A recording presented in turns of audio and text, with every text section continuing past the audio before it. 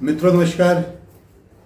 मैं पंडित दीपक पपने, मेरे YouTube channel में आपका स्वागत है। मित्रों, वैशाख पूर्णिमा संपूर्ण पूर्णिमाओं का फल एक पूर्णिमा से प्राप्त होने वाला ऐसी पूर्णिमा वैशाख पूर्णिमा 1 मई 2026 को, इस दिन वैशाख पूर्णिमा है। संशय बना हुआ है अभी कि 30 अप्रैल को वैशाख पूर्णिमा है या 1 अप्रैल को वैशाख पूर्णिमा, 1 मई को वैशाख पूर्णिमा है। तो आज मैं से आपको वीडियो के माध्यम से स्पष्ट करना कर रहा हूं कि 30 अप्रैल 2026 को भगवान नरसिंह जयंती है। भगवान नरसिंह भगवान की जयंती है और 1 मई 2026 को वैशाख पूर्णिमा है। 1 मई 2026 को वैशाख पूर्णिमा है। 30 अप्रैल को भगवान नरसिंह जी की जयंती है। स्पष्ट बार बार कह रहा हूं, समझाने की कोशिश कर रहा हूं कि संशय बिल्कुल न करें। 30 अप्रैल को है वैशाख पूर्णिमा या 1 मई को है करके, तो 30 अप्रैल को हमारी भगवान नरसिंह जी की जयंती है और 1 मई 2026 को वैशाख पूर्णिमा है। 30 अप्रैल 2026 प्रातः 9:11 तक, 30 अप्रैल 2026 को प्रातः 9:11 तक चतुर्दशी है। उसके बाद 1 मई 2026 को रात्रि 10:52 तक वैशाख पूर्णिमा है। बिल्कुल संशय नहीं रहेगा। अब आपको मेरी वीडियो देखने के बाद बिल्कुल संशय नहीं रहेगा कि पूर्णिमा कब है, वैशाख पूर्णिमा कब है। 1 मई 2026 को रात्रि 10:52 तक वैशाख पूर्णिमा का व्रत, त्योहार इत्यादि रखें। मित्रों, सूर्योदय से रात्रि तक का यह व्रत बहुत महत्वपूर्ण व्रत माना जाता है। संपूर्ण पूर्णिमाओं में एक पूर्णिमा वैशाख पूर्णिमा, ये सारी पूर्णिमाओं का फल देने वाली पूर्णिमा कहलाती है। तो वैशाख पूर्णिमा में हम क्या करें क्या नहीं करें, इस विषय में आज मैं आपको इस विषय पर चर्चा कर रहे हैं। और क्या करना चाहिए, क्या नहीं करना चाहिए, किनका पूजन करना चाहिए, क्या किस रंग के पुष्प चढ़ाने चाहिए, कौन सा दिन है। इस प्रकार से आप विधिवत उस वैशाख पूर्णिमा में विधिवत पूजा करके, विधिवत व्रत लेकर के इस पूर्णिमा का पूर्ण लाभ प्राप्त कर सकते हैं। मित्रों, प्रातः 1 मई 2026 को प्रातः सूर्योदय से पहले अर्थात ब्रह्म मुहूर्त में उठ करके स्नान इत्यादि कर करके सबसे पहले सूर्य पूजन अर्थात भगवान सूर्य नारायण को अर्घ्य, ये वैशाख पूर्णिमा के दिन का विशेष पूजन कहलाता है कि भगवान सूर्य नारायण को उठ करके अर्घ्य दें। स्नान कैसे करें? स्नान, यह तीर्थ स्नान, यानी जिनकी सामर्थ्य, अपने सामर्थ्य के अनुसार जो तीर्थों में जा सकते हैं, इस दिन वैशाख पूर्णिमा के स्नान के लिए, इस दिन वैशाख माह का अंतिम स्नान माना जाता है। इस दिन वैशाख माह का जो लाभ मिलता है स्नान से, तीर्थ स्नान से, वह समाप्त हो जाता है इसके बाद। तो इस दिन वैशाख पूर्णिमा को तीर्थ स्नान बहुत ही महत्वपूर्ण स्नान माना जाता है। हमारे जितने भी पाप कर्म, प्रारब्ध के पाप कर्म, इस मृत्यु मंडल में जो हम ये कार्य कर रहे हैं, जो पाप कार्य हमसे हो रहे हैं, ये सारे इनका शमन हो जाता है। इन पापों का, ये पाप सारे नष्ट हो जाते हैं इनमें, इस दिन तीर्थों में स्नान करने से। तीर्थों के स्नान के बराबर ही फल मिलता है यदि घर में भी हम गंगा जल से स्नान करें। गंगा जल से स्नान कैसे करें? बाल्टी में थोड़ा गंगा जल डालें, उस बाल्टी को फिर शुद्ध जल से भर दें, उस इस जल से हम स्नान करें तो तीर्थ के स्नान के बराबर का फल हमें अपने घर में इस प्रकार गंगा जल से स्नान करने पर भी प्राप्त हो जाता है। इस दिन वैशाख पूर्णिमा के दिन तीर्थ स्नान का फल यानी गंगा जल से स्नान का जो हमें फल प्राप्त होता है वह तीर्थ स्नान के फल के बराबर प्राप्त होता है। मित्रों, स्नान का बड़ा महत्व है। वैशाख पूर्णिमा को बहुत बड़ा महत्व है स्नान का। तो प्रातःकाल उठ करके तीर्थ स्नान का फल लेने के लिए घर में भी आप इस विधि से स्नान कर सकते हैं। उसके बाद मैंने आपको बताया, उसके बाद सूर्य पूजन, सूर्य को अर्घ्य चढ़ाएं।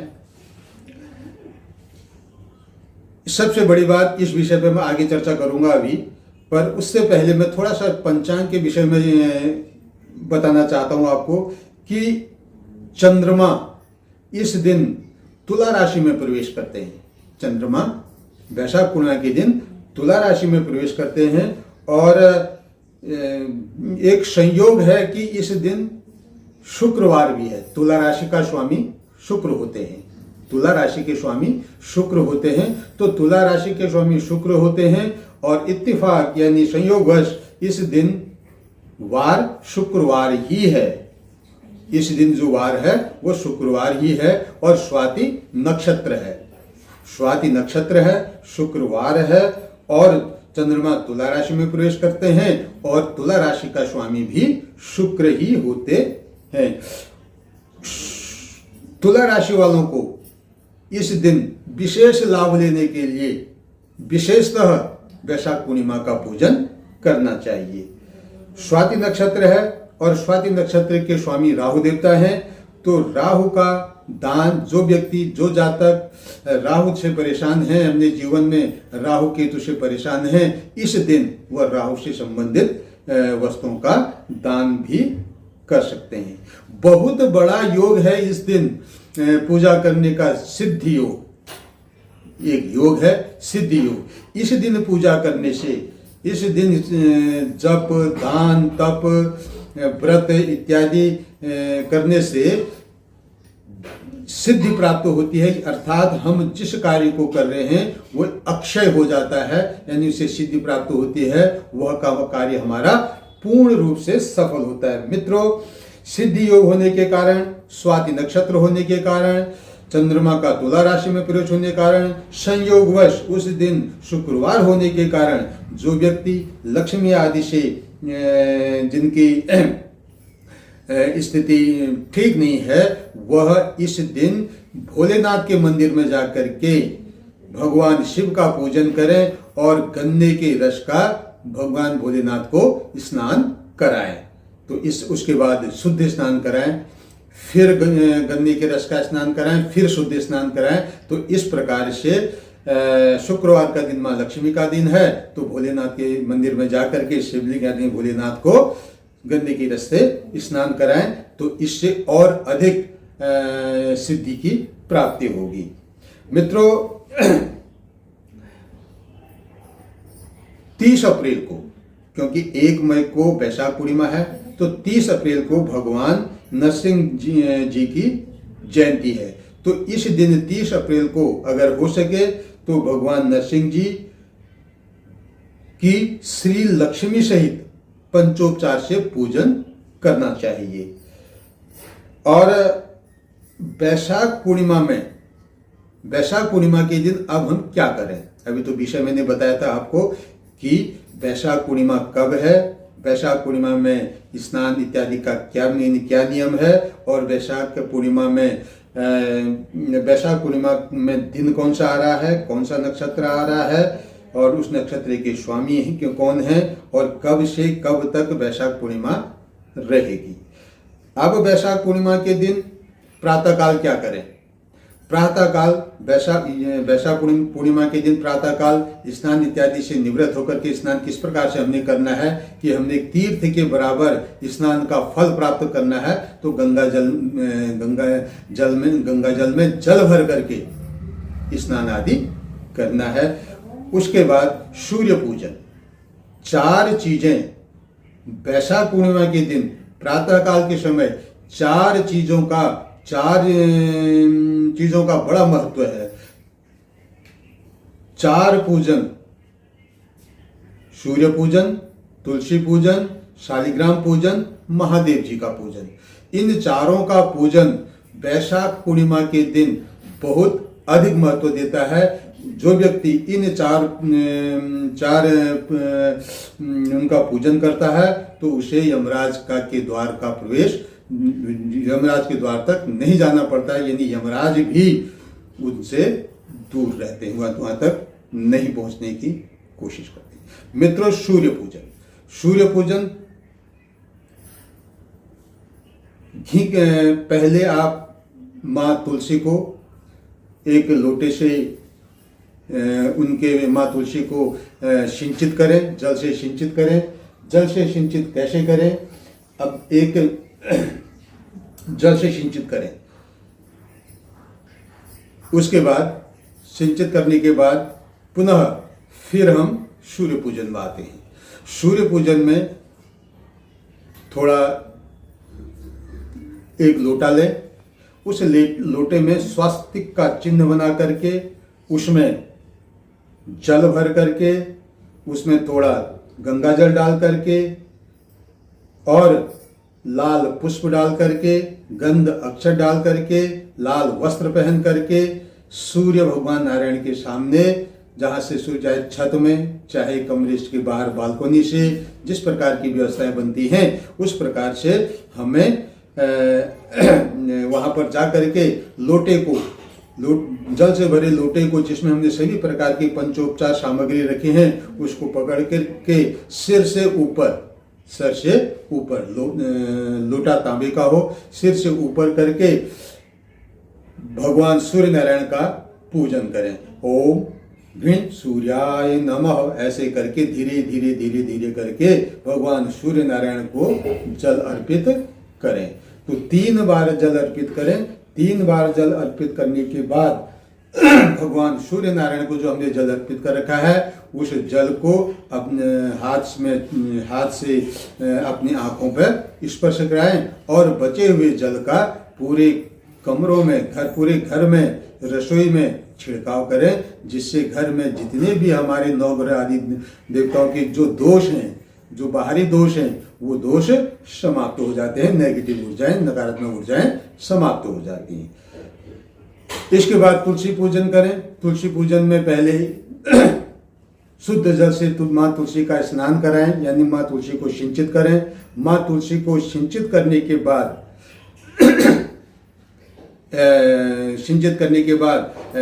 माता तुलसी को लाल वस्त्र चढ़ाएं। लाल वस्त्र पहनाने के बाद माँ तुलसी पर हम एक दीपदान करें, घी का दीपक की ज्योति जलाएं। घी के दीपक की ज्योति जलाने के बाद माँ तुलसी को दूर से प्रणाम करके, सर से नमन करके, जो हमने माँ तुलसी के जड़ की जो मिट्टी है उस मिट्टी को अपने थोड़ा सा माथे पर लगाएं। इस प्रकार से तुलसी पूजन करें। उसके बाद तीसरा पूजन हमारा है प्रातःकालीन शालिग्राम पूजन। भगवान शालिग्राम का पूजन करें। और चौथा है हमारे महादेव का पूजन। महादेव का पूजन करें, मंदिर में जाएं, शिवालय में जाएं। शिवालय में जा करके शुक्रवार का दिन होने से वैसे तो दही, दूध, घी, शहद, शर्करा इत्यादि सभी चीज़ों का स्नान करा सकते हैं, या पंचामृत बना करके पंचामृत से भोलेनाथ का स्नान करा सकते हैं, को स्नान करा सकते हैं। और इस दिन विशेषतः शुक्रवार का दिन होने से गन्ने के रस से आप भोलेनाथ का स्नान कराएं। और स्नान कराने के बाद उसके बाद शुद्ध स्नान करा करके, वस्त्र इत्यादि पहना करके, दीप दान या दीप ज्योति जला करके भगवान भोलेनाथ से आशीर्वाद लेकर के संपूर्ण पूजन करके अपने घर में आकर के पुनः अपने देवालय में बैठ करके फिर दोबारा पूजन भी कर सकते हैं। पूर्णिमा के दिन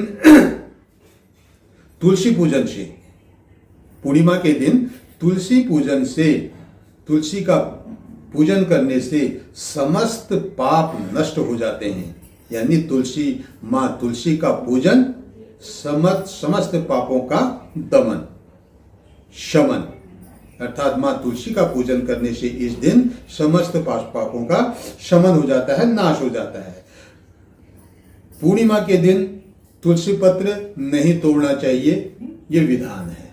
लेकिन अगर हमें आवश्यकता पड़ जाती है, विशेष रूप से कहीं पर हमें जरूरी हो जाता है तुलसी पत्र का, तो तुलसी के पेड़ के नीचे जो गिरे हुए पत्र हैं, इनको लेकर के भी हम उससे कार्य कर सकते हैं।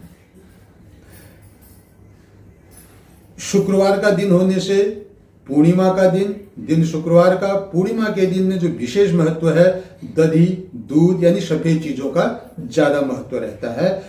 तो शुक्रवार होने से गंगा जल से स्नान इत्यादि करा करके, महादेव का पूजन करा करके, सायंकाल के समय, संध्या काल के समय भगवान सत्यनारायण की पूजा करें। हो सके अपने सामर्थ्य के अनुसार ब्राह्मण देवता को घर में बुलाएं, उनके चरणों को धोएं, उनके चरणों को जिस जल से धो रखा है उसको अपने सर माथे से लगा करके, उस जल को अपने सिर में चढ़ा करके ब्राह्मण देवता के लिए आसन इत्यादि बिछा करके, उनको बैठा करके अपने घर में सत्यनारायण कथा का वृतांत सुनाने की भगवान ब्राह्मण देवता से अनुग्रह करें। और यदि सामर्थ्य नहीं है तो स्वयं भी हम सत्यनारायण कथा का पाठ कर सकते हैं, या विष्णु सहस्त्र नाम का स्तोत्र का पाठ कर सकते हैं। अपनी सामर्थ्य के अनुसार हम इस कार्य को करें। वैशाख पूर्णिमा का दिन, यह दिन सभी पापों को शमन करने वाला दिन है, इसलिए इस दिन का विशेष महत्व है। और इस दिन पूजा पाठ, व्रत, जप आदि, दान इत्यादि करने से कई गुना, जिसकी कोई सीमा नहीं है, उसके बराबर फल की प्राप्ति होती है। 3 वृक्षों का पूजन बहुत महत्वपूर्ण माना गया है वैशाख पूर्णिमा के दिन तुलसी के वृक्ष का पूजन, बिल्व वृक्ष के वृक्ष का पूजन और केले के पेड़ का पूजन, केले के वृक्ष का पूजन। 3 वृक्षों का पूजन पूर्णिमा के दिन महत्वपूर्ण माना गया है। तुलसी के वृक्ष का पूजन, बिल्व वृक्ष का पूजन और केले के वृक्ष का पूजन। अपने घर में सत्यनारायण की कथा करें और केले के पत्तों को विष्णु भगवान के, सत्यनारायण भगवान के चारों ओर सजा करके फिर भगवान नारायण की पूजा करनी चाहिए। विशेष महत्व है प्रसाद का इस दिन। प्रसाद संध्या काल में प्रसाद बना करके और चरणामृत तैयार करके जितना अधिक हो सके प्रसाद का वितरण करना चाहिए और चरणामृत का वितरण करना चाहिए। इस दिन ये महत्वपूर्ण रहता है प्रसाद वितरण का। मित्रों, दीपदान कहाँ पर करें? दीपदान कहाँ पर करें? संध्या काल के समय यानी रात्रि के समय, जब तक पूर्णिमा का समय है। पूर्णिमा का समय रात्रि 11:52 तक का है और इस दिन चंद्रमा की पूजा की जाती है। तो चंद्रमा की इस दिन पूजा की जाती है। चंद्रमा को अर्घ्य दिया जाता है दूध का। तो जब हमारा व्रत तोड़ने से पहले, व्रत खोलने से पहले अपने अपने छतों में या जहां पर चंद्रमा देवता दिखाई दे रहे हैं वहां से एक लोटे में स्वस्तिक का चिन्ह बना करके, लोटा चांदी का हो, स्टील का हो, किसी भी रंग का हो, ताम्र पात्र में नहीं, स्टील के लोटे में या चांदी के लोटे में स्वस्तिक का चिन्ह बना करके उसमें गाय का दूध, कच्चा दूध रखें और शुद्ध जल डालें और उसको भर करके, उस लोटे को भर करके उसमें श्वेत पुष्प, सफेद पुष्प डालें और हो सके कोई चांदी का सिक्का यदि है, चांदी की अंगूठी, कुछ भी चांदी से संबंधित कोई चीज है उसको डालें। है तो ठीक, नहीं तो कोई जरूरी नहीं। उसके बाद सर से ऊपर लोटे को करके दोनों हाथों से पकड़ करके माथे से ऊपर करके तो भगवान चंद्र देवता को अर्घ्य अर्पित करें, यानी ये भगवान चंद्रमा को अर्घ्य अर्पित करें। ओम अर्घ्य देने का मंत्र है ओम चंद्रमसे नमः भी कह सकते हैं। ओम श्रांग श्रीं सह चंद्रमसे नमः। ओम श्रांग श्रीं सह चंद्रमसे नमः। ओम श्रांग श्रीं सह चंद्रमसे नमः। इस प्रकार से आप भगवान चंद्र देवता को अर्घ्य जरूर दें। इस वैशाख पूर्णिमा के दिन विशेषतः चंद्रमा को अर्घ्य देने का विधान है। चंद्रमा को अर्घ्य देने का विधान है। और ये मैंने आपको मंत्र बताया। अगर आप ये मंत्र कठिन लगता हो, बोलने में असुविधा हो रही हो, तो ओम सोम सोमाय नमः, ओम सोम सोमाय नमः, इससे भी आप भगवान चंद्रमा को अर्घ्य दे सकते हैं। और उसके बाद एक घी का दीपक जला करके श्वेत पुष्प अर्पित करके भगवान चंद्रमा को प्रसन्न करने का प्रयास करेंगे। और लोटे में जो बचा हुआ जल है उसका थोड़ा सा पान कर लेंगे, अर्थात उसको थोड़ा सा अपने मुंह में डालेंगे। इस प्रकार से वैशाख पूर्णिमा संपूर्ण पूर्णिमाओं का फल देने वाली पूर्णिमा होती है। आज मैंने आपको अपनी वीडियो में बताया कि वैशाख पूर्णिमा कब है, क्या उस दिन क्या करना चाहिए, कितने बजे से है, किन नक्षत्रों में है, कौन सा योग बन रहा है, कैसे उसका उपचार करते हैं, पूर्णिमा के दिन प्रातःकाल पूजा कैसे करते हैं, सायंकाल की पूजा कैसे करते हैं। सारी प्रकार के मैंने कोशिश करी कि आप इस वीडियो में ये सारी जानकारी आपको दी जाए। मित्रों, यदि आपको मेरी वीडियो अच्छी लगे तो मेरे चैनल को लाइक, सब्सक्राइब और शेयर जरूर कीजिएगा। चैनल का नाम है पंडित दीपक पपने। अधिक से अधिक प्रयास करूंगा कि आपको अच्छी से अच्छी सही जानकारियां प्रमाण से देने की कोशिश करूंगा। धन्यवाद।